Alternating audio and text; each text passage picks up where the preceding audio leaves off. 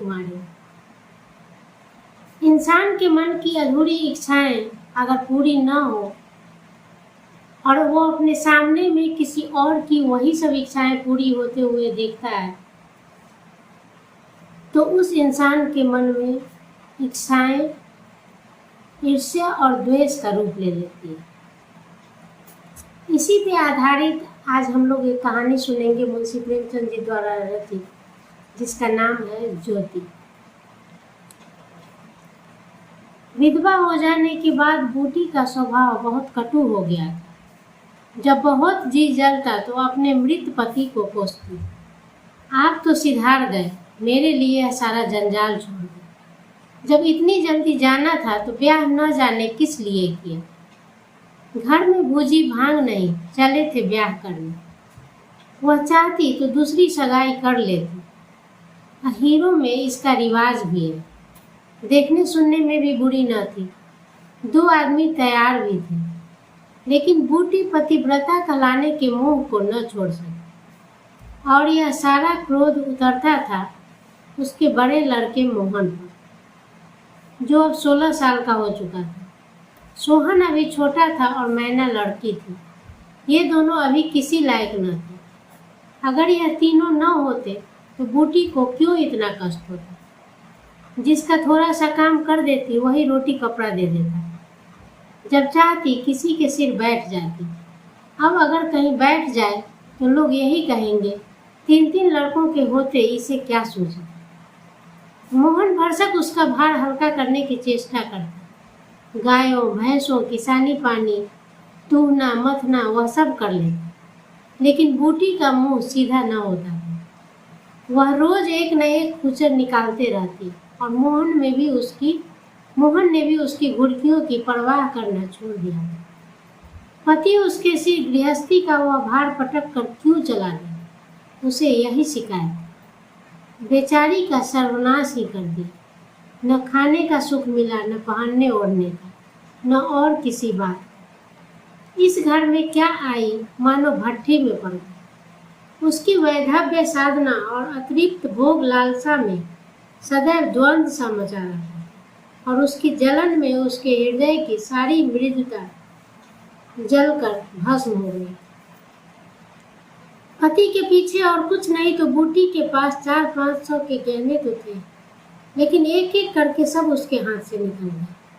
उसी मोहल्ले में, उसके बिरादरी में कितनी औरतें थीं जो उससे बड़ी होने पर भी गहने झमकाकर, आंखों में काजल लगाकर, मांग में सिंदूर की मोटी सी रेखा डालकर मानो उसे जलाया करती थी। इसीलिए जब उनमें से कोई विधवा हो जाती तो बूटी को खुशी होती और वह सारी जलन वह लड़कों पर निकालती, विशेषकर मोहन पर।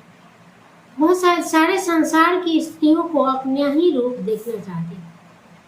कुत्सा ने उसे विशेष आनंद मिलता था। उसकी वंचित लालसा जल न पाकर ओस चाट लेने में ही संतुष्ट होती थी। फिर यह कैसे संभव था कि मोहन के विषय में कुछ सुने और पेट में डाल ले। जब ही मोहन संध्या समय दूध बेचकर घर आया, बूटी ने कहा, देखती हूँ तू अब सार बनने पर उतारू हो गया। मोहन ने प्रश्न के भाव से देखा। कैसा सार? क्या बात कर रही है? तू रुपया से छिप छिप कर नहीं हंसता बोलता। उस पर कहता है कैसा सार? तुझे लाज नहीं आती? घर में पैसे पैसे की तंगी है और वहाँ उसके लिए पान लाते हो, कपड़े रंगाने ले जाते हो। मोहन ने विद्रोह का भाव धारण किया। अगर उसने मुझसे 4 पैसे के पान मंगा लिए तो क्या करता? कहता कि पैसे दो तो ला दूंगा। अपनी धोती रंगने को दी थी तो उससे क्या रंगाई मांगता? टोले में एक तू ही बड़ा धन्ना सेठ है और किसी से उसने क्यों नहीं कहा? यह वह जाने, मैं क्या बताऊं। तुझे अब छैला बनने की सोचती है। घर में भी कभी 1 पैसे का पान लाया है? यहाँ पान किसके लिए लाता? क्या तेरे लेखे घर में सब मर गए? मैं न जानता था तुम पान खाना चाहती हो। संसार में 1 रुपया ही पान खाने जो। शौक श्रृंगार की तो कभी उम्र ही होती है। शौक श्रृंगार की भी तो उम्र होती है। बूटी जल उठी। उसे बुढ़िया कह देना उसकी सारी साधना पर पानी फेर देना। बुढ़ापे में उन साधनाओं का महत्व ही क्या। जिस त्याग कल्पना के बल पर वह सब स्त्रियों के सामने सिर उठाकर चलती थी, उस पर इतना कठोराघात। इन्हीं लड़कों के पीछे उसने अपनी जवानी धूल में मिला दी। उसके आदमी को मरे आज 5 साल हो गए, तब उसकी चढ़ती जवानी थी। 3 लड़के भगवान ने उसके गले मढ़ दिए, नहीं तो अभी वह है कितने दिन की। चाहती तो वह आज भी ओठ लाल किए, पाँव में महावर लगाए, अनवट बिछुए पहने मटकती फिरती। वह सब कुछ उसने इन लड़कों के कारण त्याग दिया, और आज मोहन उसे बुढ़िया कहता है। रुपया उसके सामने खड़ी कर दी जाए तो चूहिया सी लगे, फिर भी वह जवान है और बूटी बुढ़िया है। बोली, हाँ और क्या, मेरे लिए तो फटे चिथड़े पहनने के दिन है। जब तेरा बाप मरा तो मैं रुपया से ही 2-4 साल बड़ी थी। उस वक्त कोई घर कर लेती तो तुम लोगों का कहीं अता पता न चलता। गली गली भीख मांगते फिरते। लेकिन मैं कह देती हूँ, अगर तू फिर उससे बोला तो या तो तू ही घर में रहेगा या मैं घर में रहूँगा। मोहन ने डरते डरते कहा, मैं उसे बता दे चुका हूँ अम्मा, मैं उसे बात दे चुका हूँ अम्मा। कैसी बात? सगाई की। अगर रुपया मेरे घर में आई तो झाड़ू मार कर निकाल दूंगी। यह सब उसकी माँ की माया है। वह कुटनी मेरे लड़के को मुझसे छीन लेना चाहती है। राण से इतना भी नहीं देखा जाता। चाहती है कि उसे सौत बनाकर छाती पर बैठाए। मोहन ने व्यथित कंठ से कहा, अम्मा ईश्वर के लिए चुप रहो, क्यों अपना पानी आप खो रही हो? मैंने तो समझा था 4 दिन में मैना अपने घर चली जाएगी, तुम अकेली पड़ जाओगी, इसलिए उसे लाने की बात सोच रहा था। अगर तुम्हें बुरा लगता है तो जाने दो। तू आज से यहीं आंगन में सोया कर और गाय भैंसे बाहर पड़ी रहेंगी। पड़ी रहने दे, कोई डाका तो नहीं पड़ रहा है। मुझ पर तुझे इतना संदेह है? हाँ, तो मैं यहाँ न सोऊंगा। तो निकल जा तू मेरे घर से। हाँ, तेरी यही इच्छा है तो निकल जाऊंगा। मैना ने भोजन पकाया। मोहन ने कहा, मुझे भूख नहीं है। बूटी उसे मनाने न आई। मोहन का युवक हृदय माता के इस कठोर शासन को किसी तरह स्वीकार नहीं कर सकता। उसका घर है, ले ले, अपने लिए कोई दूसरा ठिकाना निकाल लेगा। रुपया ने उसके रूखे जीवन में एक स्निग्धता भर दी थी। जब वह एक अव्यक्त कामना से चंचल हो रहा था, जीवन कुछ सूना सूना लगता था। रुपया ने नव वसंत की भांति आकर उसे पल्लवित कर दिया।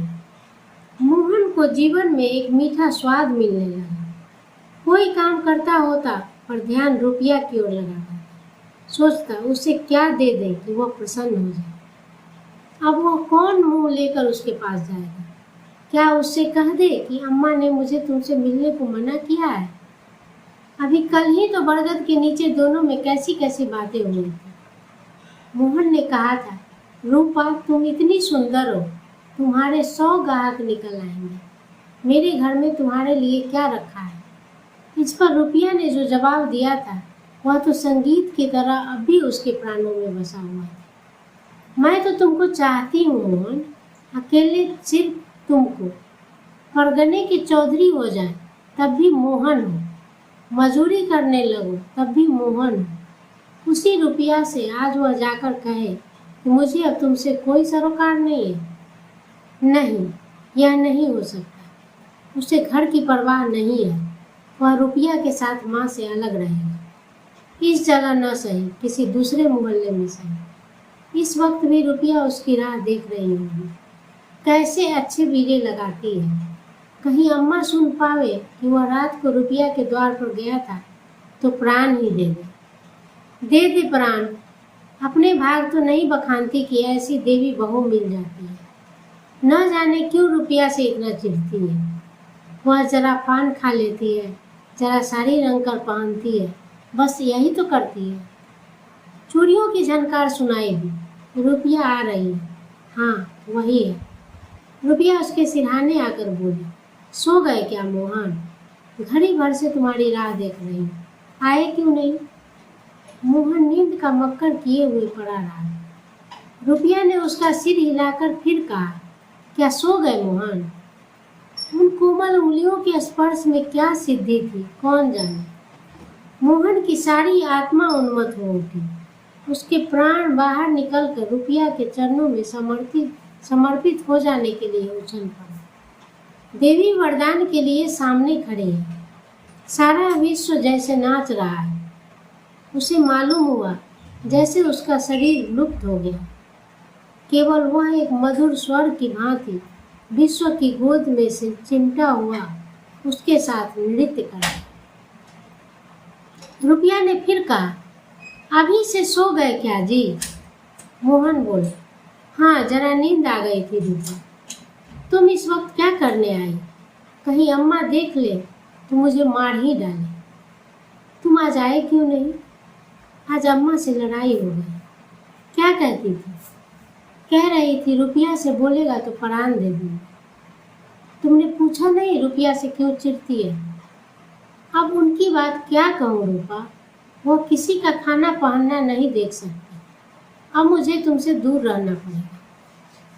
मेरा जी तो न मानेगा। ऐसी बात करोगी तो मैं तुम्हें लेकर भाग जाऊंगा। तुम मेरे पास एक बार रोज आ जाया करो बस, और मैं कुछ नहीं मांगूंगी। और अम्मा जो बिगड़ेंगी तो मैं समझ गई तुम मुझसे प्यार नहीं करती। मेरा बस होता तो तुमको अपने परान में रख लेता। इसी समय घर के किवाड़ खटके। रुपया भाग खड़ी हुई। मोहन दूसरे दिन सोकर उठा तो उसके हृदय में आनंद का सागर सा भरा हुआ था। वह सोहन को बराबर डांटता रहता था। सोहन आलसी था, घर के काम धंधे में जी न लगता था। आज भी वो आंगन में बैठा अपनी धोती में साबुन छिपाकर भाग जाने का अवसर खोजने लगा।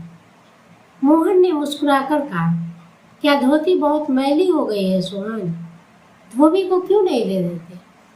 सोहन को इन शब्दों में स्नेह की गंध आई। धोबिन पैसे मांगती है तो पैसे अम्मा से क्यों नहीं मांग लेते?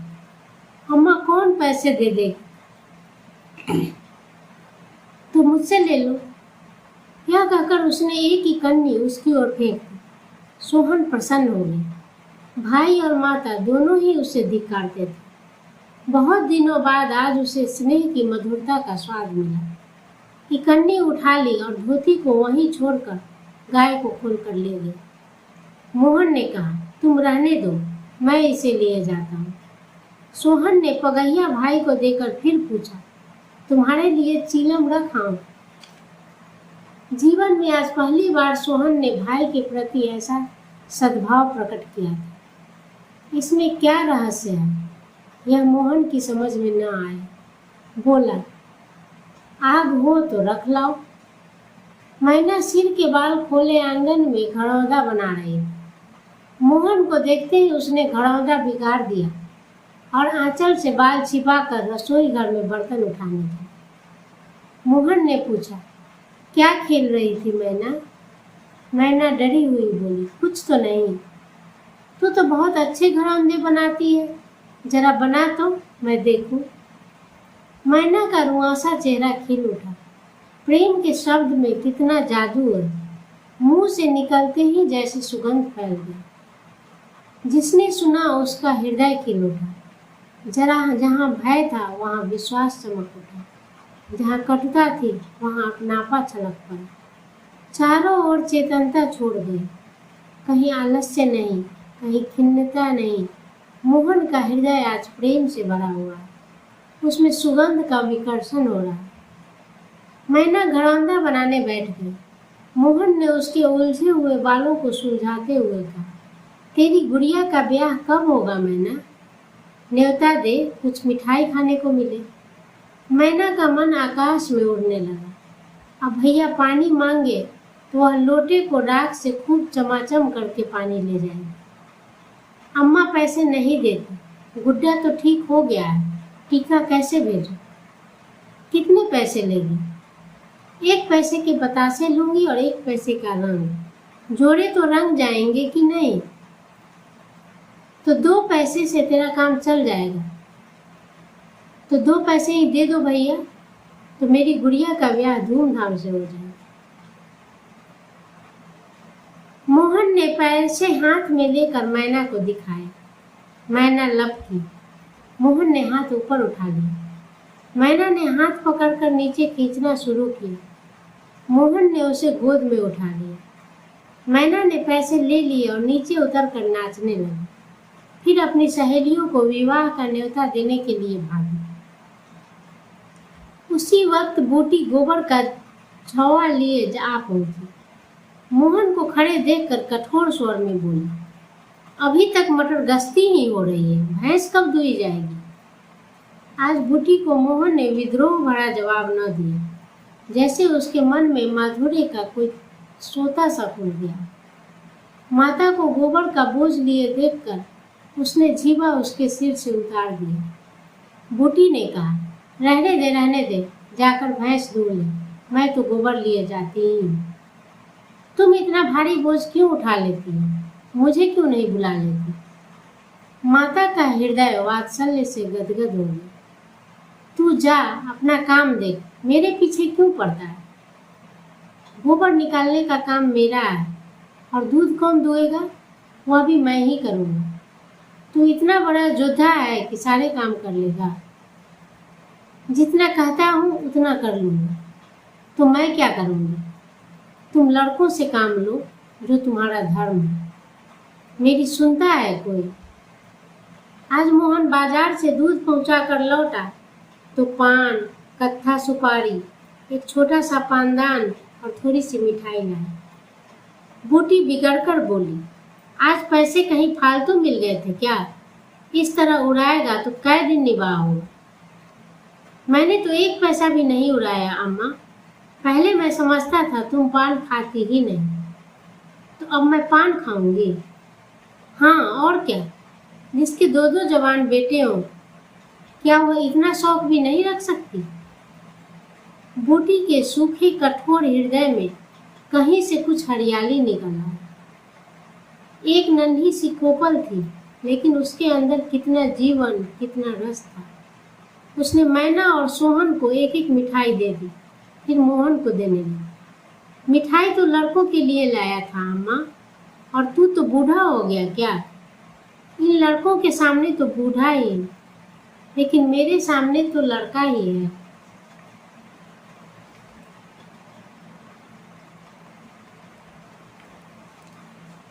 मोहन ने मिठाई ले ली। मैना ने मिठाई पाते ही गप से मुंह में डाल दी। वह केवल मिठास का स्वाद जीभ पर छोड़कर कब की गायब हो चुकी। मोहन की मिठाई को ललचाई आंखों से देखने लगी। मोहन ने आधा लड्डू तोड़कर मैना को दे दिया। एक मिठाई दोने में और बची थी। बूटी ने उसे मोहन की तरफ बढ़ाकर कहा, लाया भी तो इतनी सी मिठाई, यह ले।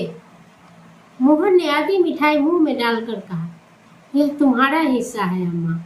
तुम्हें खाते देखकर मुझे जो आनंद मिलता है, उसमें मिठास से ज्यादा स्वाद है।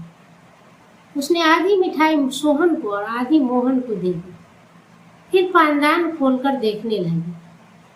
आज जीवन में पहली बार उसे यह सौभाग्य प्राप्त हुआ। धन्य भाग कि पति के राज में जिस विभूति के लिए तरसती रही, वह लड़के के राज में मिली।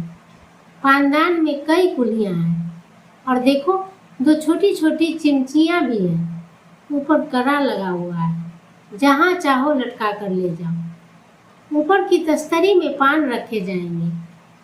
जब ही मोहन बाहर चला गया, उसने पानदान को मांझ धोकर उसमें चूना कत्था भरा, सुपारी काटी, पान को भिगोकर तस्तरी में रखा, तब एक बीड़ा लगाकर खाया। उस बीड़े के रस ने जैसे उसके वैधव्य की कटुता को स्निग्ध कर दिया था। मन की प्रसन्नता व्यवहार में उदारता बन जाती है। अब वह घर में नहीं बैठ सकती। उसका मन इतना गहरा नहीं है कि इतनी बड़ी विभूति उसमें जाकर गुम हो जाए। एक पुराना आईना पड़ा हुआ है, उसने उसमें अपना मुंह देखा।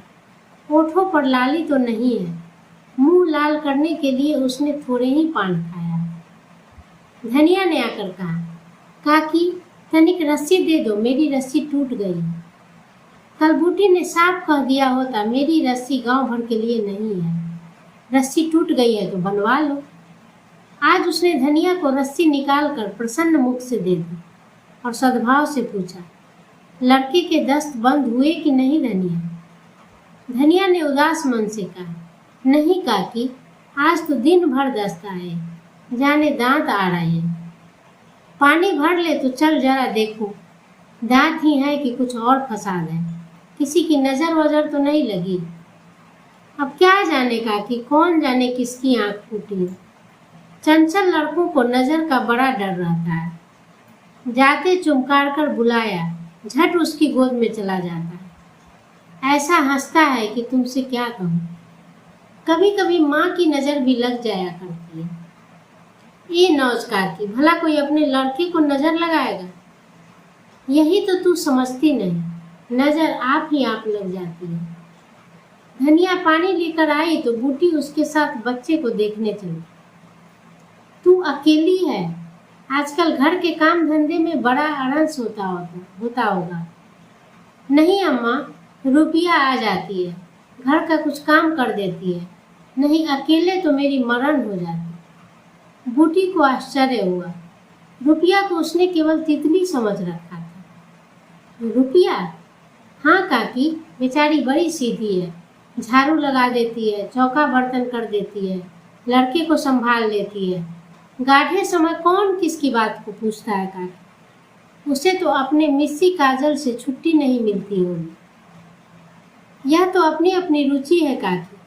मुझे तो इस मिस्सी काजल वाली ने जितना सहारा दिया उतना किसी भक्तिन ने भी न दिया। बेचारी रात भर जागती रही, मैंने कुछ दे तो नहीं दिया। हाँ, जब तक जीऊंगी उसका जस गाऊंगी। तू उसके गुण अभी नहीं जानती धनिया। पान के लिए पैसे कहाँ से आते हैं, किनारदार साड़ियाँ कहाँ से लाती है। मैं इन बातों में नहीं पड़ती काकी। फिर शौक श्रृंगार करने का किसका जी नहीं चाहता? खाने पहनने का यही तो उम्र है। धनिया का घर आ गया। आंगन में रुपया बच्चे को गोद में लिए थपक रही थी। बच्चा सो गया था। धनिया ने बच्चे को खटोले पर सुला दिया। बूटी ने बच्चे के सिर पर हाथ रखा, पेट में धीरे धीरे उंगली गड़ा कर देखा, नाभि पर हींग का लेप करने को कहा। रुपया बेनिया लाकर उसे झलने लगी। बूटी ने कहा, ला बेनिया मुझे दे दे, मैं डुला दूंगी तो क्या छोटी हो जाऊंगी? तो दिन भर यहाँ काम धंधा करती रहती है, थक गई होगी। तुम इतनी भली मानस हो और यहाँ लोग कहते थे कि वह बिना गाली के बात ही नहीं करती, मारे डर के तुम्हारे पास न आई काकी। बूटी मुस्कुराई। लोग झूठ तो नहीं कहते। मैं आंखों की देखा मानो या कानों की सुना। आज भी रुपया आंखों में काजल लगाए, पान खाए, रंगीन साड़ी पहने हुए थे। किंतु आज बूटी को मालूम हुआ इस फूल में केवल रंग नहीं है, सुगंध भी है। उसके मन में रुपया से जो घृणा हो गई थी वह किसी दैवी मंत्र से धुल सी गई। कितनी सुशील लड़की है, कितनी लज्जातुर, बोली कितनी मीठी है। आजकल की लड़कियां अपने बच्चों की तो परवाह नहीं करती, दूसरों के लिए कौन मरता है। सारी रात धनिया के लड़के के लिए जागती रही। मोहन ने कल की बात इससे कह तो नहीं दी होगी। दूसरी लड़की होती तो मेरी ओर मुंह फेर लेती, मुझे जलाती, मुझसे ऐंठती। इसे तो जैसे कुछ मालूम ही ना हो सकता है कि मोहन ने इसे कुछ कहा ही ना हो। हाँ, यही बात होगा। आज रुपया बूटी को बड़ी सुंदर लगी। ठीक तो है, अभी शौक श्रृंगार न करेगी तो कब करेगी? शौक श्रृंगार इसलिए बुरा लगता है कि ऐसे आदमी अपने भोग विलास में मस्त रहते हैं। किसी के घर में आग लग जाए उनसे मतलब नहीं, उनका काम तो खाली दूसरों को रिझाना है। जैसे अपने रूप की दुकान सजाए, राह चलते को बुलाते हो कि जरा इस दुकान की सैर भी करते जाइए। ऐसे उपकारी प्राणियों का श्रृंगार बुरा नहीं लगता, नहीं, बल्कि और अच्छा लगता है। इससे मालूम होता है कि इसका रूप जितना सुंदर है उतना ही मन भी सुंदर है। फिर कौन नहीं चाहता कि लोग उसके रूप का बखान करें। किसी दूसरों की आंखों में खूब जाने की लालसा नहीं होती। बूटी का यौवन कब का विदा हो चुका, फिर भी यह लालसा उसे बनी हुई है। कोई उसे रस भरी आंखों से देख लेता है तो उसका मन कितना प्रसन्न हो जाता है। जमीन पर पांव नहीं पड़ते। फिर रूपा तो अभी जवान है। उस दिन से रूपा प्रायः 2-1 बार नित्य बूटी के घर आती। बूटी ने मोहन से आग्रह करके उसके लिए एक अच्छी सी साड़ी मंगवा दी। अगर रूपा कभी बिना काजल लगाए या बेरंगी साड़ी पहने आ जाती तो बूटी कहती, बहू बेटियों का यह जोगिया भेष अच्छा नहीं लगता है। यह भेष तो हम जैसी बूढ़ियों के लिए है। रूपा ने एक दिन कहा, तुम बूढ़ी काहे की हो गई अम्मा? लोगों का को इशारा मिल जाए तो भौरों की तरह तुम्हारे ऊपर मंडराने लगे। मेरे दादा तो तुम्हारे द्वार पर धरना देने लगे। बूटी ने मीठे तिरस्कार से कहा, चल मैं तेरी माँ की सौत बनकर जाऊंगी। अम्मा तो बूढ़ी हो गई, तो क्या तेरे दादा अभी जवान बैठे हैं? हाँ या बड़ी अच्छी मिट्टी है उनकी। बूटी ने उसकी ओर रस भरी आंखों से देखकर पूछा, अच्छा बता, मोहन से तेरा ब्याह कर दूं? रूपा लजा गई। मुख पर गुलाब की आभा दौड़ गई। आज मोहन दूध बेचकर लौटा तो बूटी ने कहा, कुछ रुपए पैसे जुटा, मैं रूपा से तेरी बातचीत करनी। अगर आपको मेरा ये वीडियो पसंद आया हो तो प्लीज़ मेरे वीडियो को लाइक करें, सब्सक्राइब करें और शेयर करें। बेल आइकन को भी ज़रूर दबाएं ताकि अगला नोटिफिकेशन आपको मिलता रहे। धन्यवाद।